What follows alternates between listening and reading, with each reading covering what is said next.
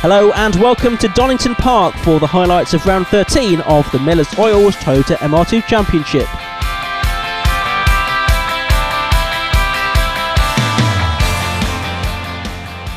In order to race in the UK, you must hold a minimum National B race licence. An application pack can be obtained from the Motorsport Association, the national governing body for circuit racing. An instructional DVD covers the main things that you'll need to know. You'll then need to book yourself a place on an Association of Racing Drivers Schools certified course in order to be assessed. The course consists of a classroom session followed by a written test.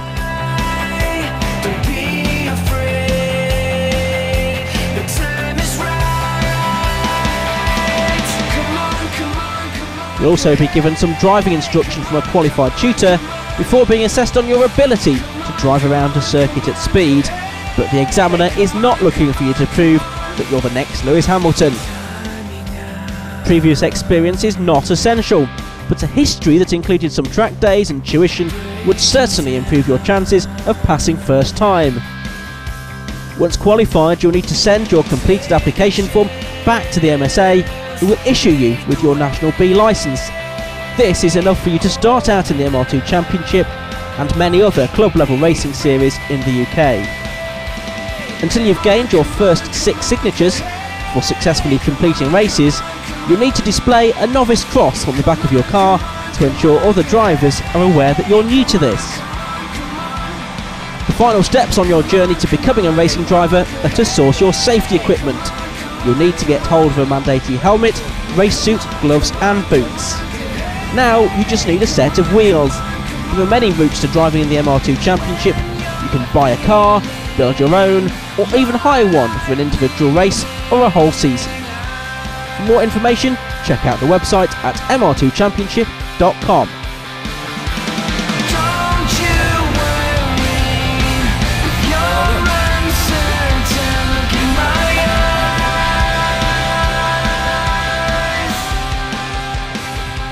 One person who's done all of that very quickly is Jacklyn Ellis, and our reporter Matt Suckling caught up with her. Jacklyn, you just took your ARDS test there, but talk about your previous experience in racing.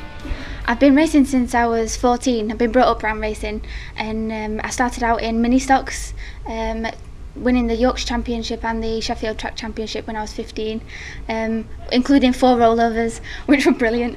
And then after that, as soon as I finished, I was brought up around banger racing and things like that, but then we got brought into stock car racing, which is basically like racing cars with bumpers.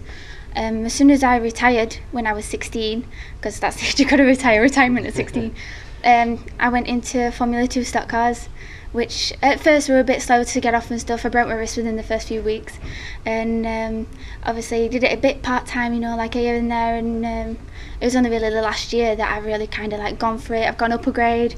I've had quite a few crashes and things in the past, obviously, but you just dust yourself off and get back on it and like, okay, right, I've done that, I've survived, I've got to go back out, I've got to do it again.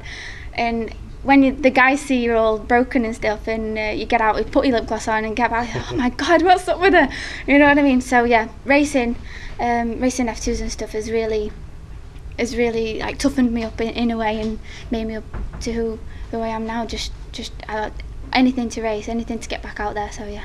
Yeah, so you haven't had the easiest time, but you've now kind of turned to track racing. You've got a long future hopefully ahead of you. What are you kind of hoping for?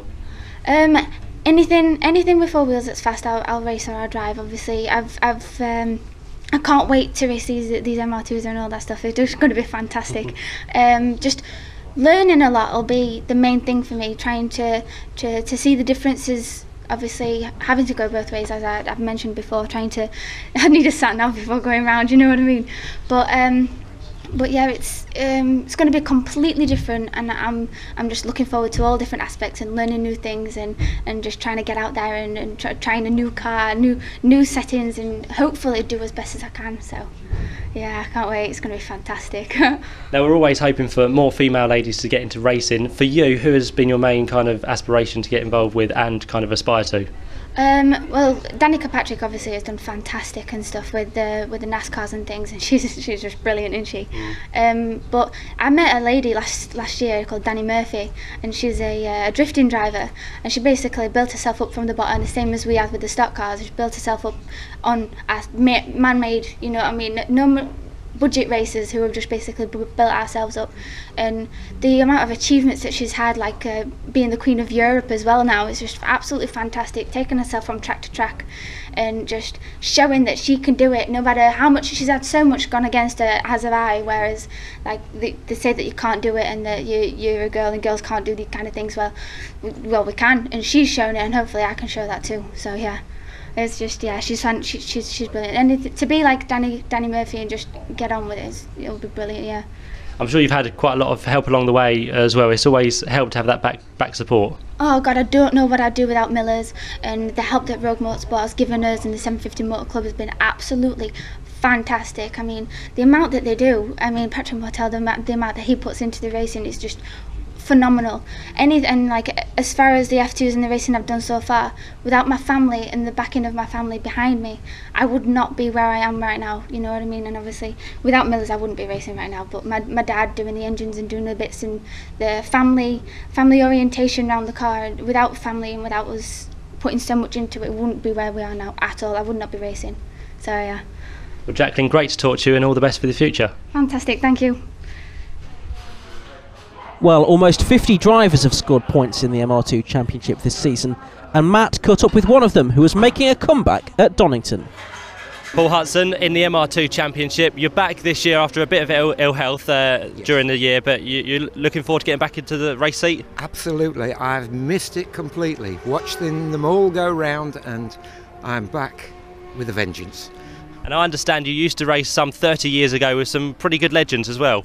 Yes, 30 years ago we did Formula 3, and we raced with Nigel Mansell, Eddie Jordan, Stefan Johansson, and we had a bit of a 30-year break and decided to come back to this championship. And what is one of the reasons you chose this championship to get involved with? Because they're all the same make, the setup is good, we're all standard, and the friendly atmosphere is unbelievable. It really is a good championship. You've got one race to come today. What are you kind of hoping from the racing? Finishing to start with. Whatever I can do. It's at 61 years old, it's whatever I can get out of it. Well, as the grid forms up for what will be the only race of the day for the MR2s here at Donington Park, let's have a look at the points table. I don't think the championship's going to be decided here, because with 2 races still remaining after this at Cadwell Park, Matthew Palmer is only 7 points clear of John Wilson. Tim Heron is third, a little bit further back, but Stuart Nichols is the man in form after winning last time out at Silverstone. And he carried that form over to qualifying here. Nichols on pole position then, ahead of fellow Roadster driver Jim Davis. Mike Wells and Ben Rowe on the second row of the grid. Further back, Mick Nichols, Stuart's dad, is on row 4.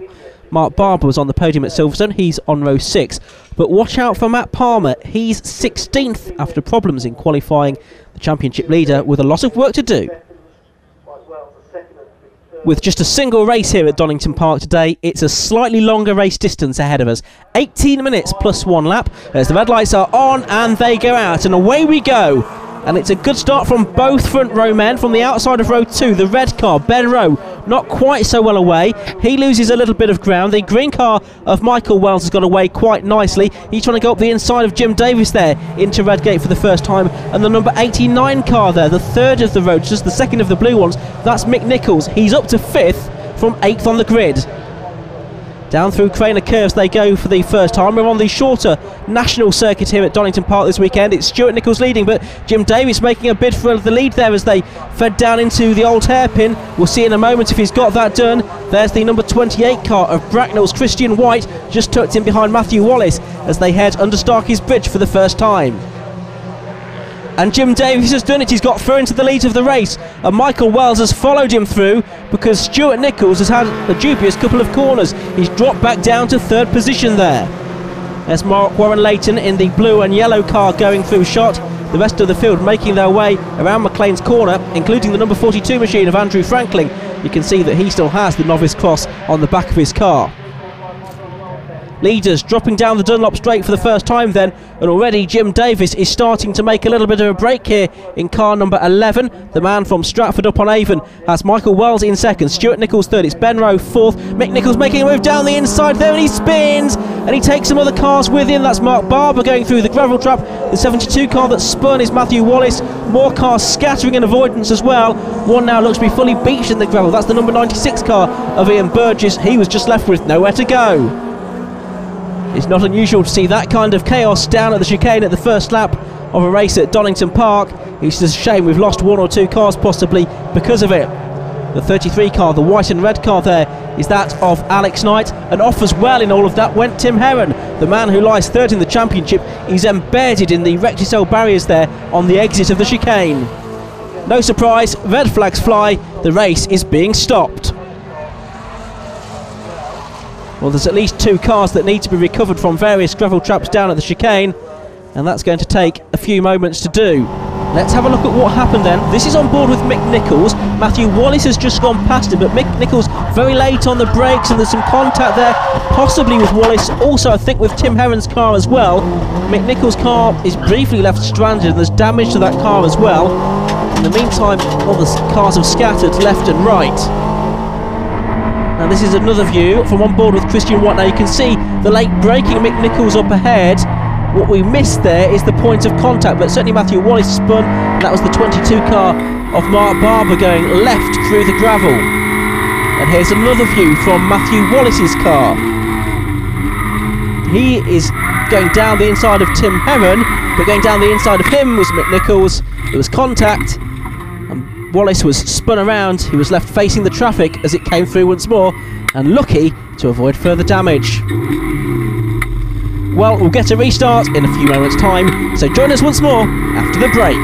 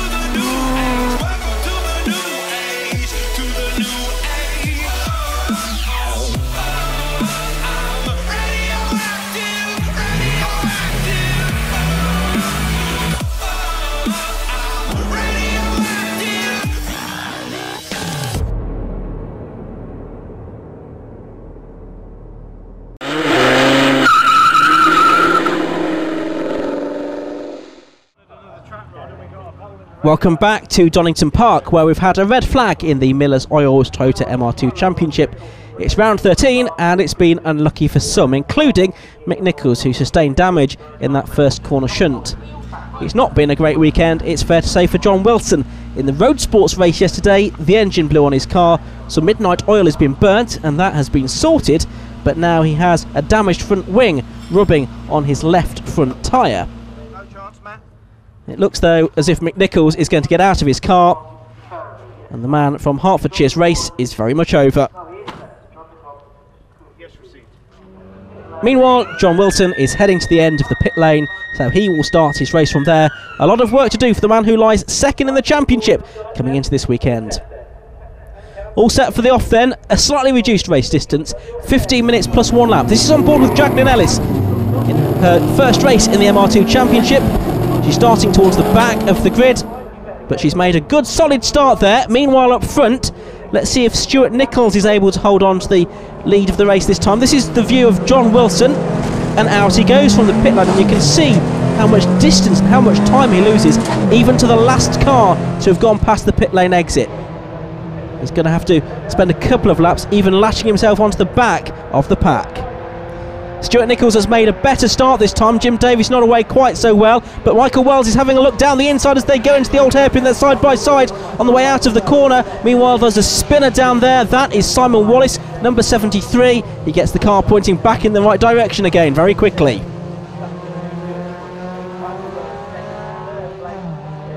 Well, it looks like Mick Nichols is going to be able to get out again after all. Fantastic work from his team. And here's the view from on board with Michael Wells of the sister car. Stuart Nichols in the lead of the race then as they head through Coppice Corner, clipping one apex, now heading towards the other. And there it is down the Dunlop Straight for the first time in this race. Nichols will be happy to have made a much more solid start this time.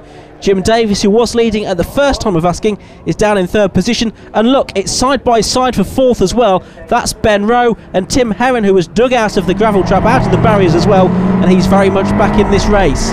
Christian White is not too far behind. It's been a good start as well from Mark Barber from row 6 of the grid. Look, he's well and truly stuck into this battle.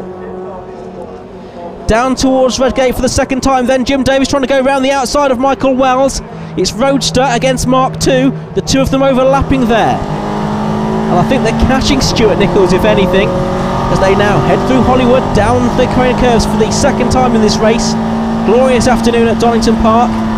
This is Stuart's view, clipping the curbs on the left-hand side of the track there. But look, Wells is closer to him now, less than a car length between them. And now he's sizing up the move. He looks to the right, he looks to the left. All over the curb he goes. The car is alongside now. Is he ahead of Stuart Nichols? I think he might have done it. Turning their way into McLean's corner. Now where is Stuart Nichols?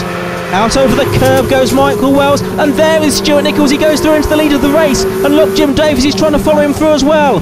And he's done it. As we look back from Stuart Nichols' car, the two Roadsters has made their way ahead now of the Mark II as they head down the Dunlop Straight once more.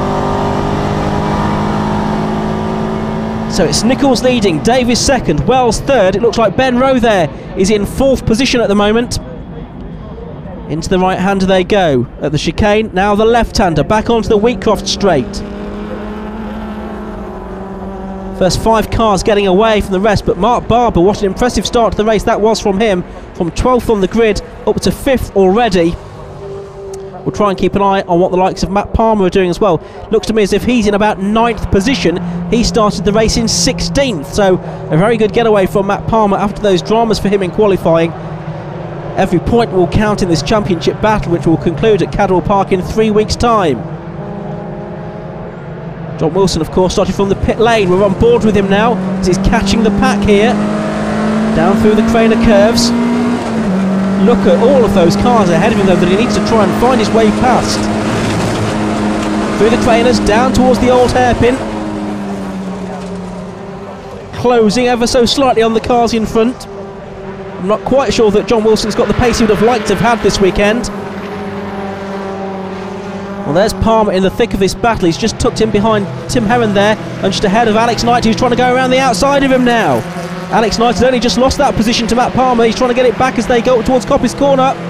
Has he done it? Wait and see as they arrive at the back of the shot, and they're still side by side, those two. Alex Knight, a winner at Brands Hatch, the opening meeting of the season. That was one that did not go well for Matt Palmer, who's lost the position. At the head of the group is the number 28 car, which is Christian White, and it's 5 cars battling over position there. Matthew Wallace, who went well at Donington Park last season, number 72, he's at the rear of the group, the grey car. Here's the view from Christian White then. He's heading up towards Redgate Corner. Some smoke ahead of him as someone locked up maybe. Meanwhile, Palmer goes back through on the inside of Alex Knight once more. And that, I think, is going to be 8th position for Matthew Palmer, the man from Reading. Side by side for the lead of the race, and it's Jim Davies that's got the inside line for the chicane. Can he make it work? Yes, he can. He goes through into the lead. Stuart Nichols has no answer, and he follows. He'll get back into the tow, no doubt try and get back ahead at Redgate Corner. Donington produces some great racing because there's a large number of overtaking opportunities, one after the other. And look at them as they fan out now. Mike Wells wants a bit of this as well, but it's Stuart Nichols that goes back into the lead, as I predicted. But Jim Davies immediately tries to fight back as they head through Hollywood. So it's Stuart Nichols, the 34-year-old from Ware, that leads the race. Jim Davis in second position, and Michael Wells, the 32-year-old from Somerset, in third position. Under Starkey's Bridge, past the spark plug, the former commentary point here at Donington Park. Now here's John Wilson. He has made up some progress now. He's passed the number 9 car, which is Paul Hudson from Lincoln, who we heard from before the race got underway. Hudson about to lose another place there, I think. Jonathan Grimes, you can see in the silver-coloured roadster there, just ahead of number 16, Mark Warren Leighton from Erith. And there's Alex Knight now, number 33. He's coming under a little bit more pressure now from cars behind him, having lost touch with that Matt Palmer battle. Down the Dunlop Straight they go, past the exhibition centre here at Donington. Down into the chicane comes Knight then, under more pressure here. Clive Morford, you can see, in the number 8 car with the black bonnet on the mainly blue car. Then there's Grimes and Warren Leighton as well, going over the line. Meanwhile, Christian White now has Tim Heron behind him, and Matt Palmer as well. They're queuing up. So's Nigel Ralphson as well in car number 85. So 4 cars battling over that particular position. This is the view from on board with Jacklyn Ellis. Still acclimatising herself, but in a bit of problem there, I think, possibly, as she makes her way through the chicane. But she's gaining confidence all of the time. Down the straight, Wheatcroft Straight, towards Redgate Corner, past the grandstand there. This is the view looking forward, past the pit lane exit now. Turning away into Redgate Corner. Oh, and the car getting away from her a little bit. And she spins, she's off into the gravel. Oh, she's well embedded in there, I think. Yep, she's spinning the wheels as she tries to get out, but all that's doing is getting her sunk in deeper and deeper. Rear-wheel drive machinery, of course. I think that helped in that situation. She was able to reverse the car, and all being well, she should get going again, but she'll have dirt on her tyres, she'll have a lot of gravel stuck underneath the car that she'll have to shake down as she heads down through Hollywood and the Craner curves. Meanwhile, the battle for the lead rages on. It's Stuart Nichols from Jim Davis and Michael Wells. Through Redgate and Hollywood they go. Notice now how the man in 4th position, Mark Barber, is closing on them. Mark had an excellent weekend at Silverstone last time out, getting his first podium position, and he's really doing a great job here as well to catch the top 3 in a very solid 4th position. Turn their way through the old hairpin now, where very shortly there'll be some traffic to deal with as well. And look at this, down towards Redgate Corner, William Gallagher is there, so is Clive Morford and Jonathan Grimes. It's Gallagher in the red number 83 car. He gets out a little bit wide there, all 4 wheels over the white line. And look at that, who's closing in on them? None other than John Wilson as well, from the pit lane. A great job. Side by side between Morford and Gallagher as they make their way through Craner curves towards the old hairpin there, almost touched there. Round the right-hander, Morford has got that done, and he moves up another position, and Gallagher gets into a spin, onto the grass, into the gravel. Luckily the gravel was there, otherwise his car might have been in the barrier. And someone else off too. Number 24 is Martin Farrelly from Fleet. Fleet are fuss enough to get out of the gravel trap, but I'm not sure that William Gallagher is going to be so lucky. Nigel Ralphson having a look down the inside of Matthew Wallace, car number 72 here. They've both got ahead of the number 23 car of Tim Heron. Wallace fighting back on the exit of the chicane. They're wing mirror to wing mirror as they go over the line. Turning their way through Hollywood now. That's Knight running wide in car number 33, bouncing all over the grass. It cost him a second or so, that mistake there. Dan Holmes in the number 92 car involved in this battle. Behind him is the number 80 car of David Asprey. The great thing about the MR2 Championship is that there's battles all the way down the field. Well, Mick Nichols in his rather patched up roadster is making a little bit of progress there. As a spin is there for number 45, which is Robert Wells. Well, he kept control of the spin but went off into the gravel instead. And I think we might find that's race over for him as well. The dust settles at Coppice Corner. It's number 90, which is Jacklyn Ellis, makes her way through. She's now climbing out of McLean's up towards Coppice. Yellow flags there for that car off in the gravel trap. Into the final corner comes Stuart Nichols from Michael Wells. We've lost Jim Davies to the pit lane, so it's going to be Stuart Nichols that upholds Road to Glory and takes his second victory in a row here at Donington Park. And he's very happy with that result. Michael Wells in second, and with the demise of Jim Davies, look, Mark Barber took third position. On board with Jacklyn Ellis coming through, and she's about to complete her first race in the MR2 Championship in 23rd position. Number 33, Alex Knight, coming through after a slightly torrid race. He comes through in 10th, but look at this, it's side by side just ahead of him. And they're going to be absolutely inseparable as they go over the line, and that is Matthew Wallace and Nigel Ralphson. And you'll see that those two in 8th and 9th position credited with identical lap times. But it was Stuart Nichols that took the win by just over a second from Michael Wells.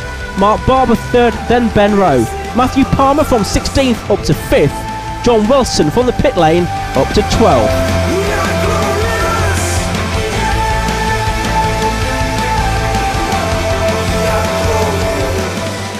This is the difference it's made to the championship. Matthew Palmer now 15 points clear of John Wilson going into the final two races at Cadwell Park. Tim Heron is third, Stuart Nichols closing on him though, he's in 4th position.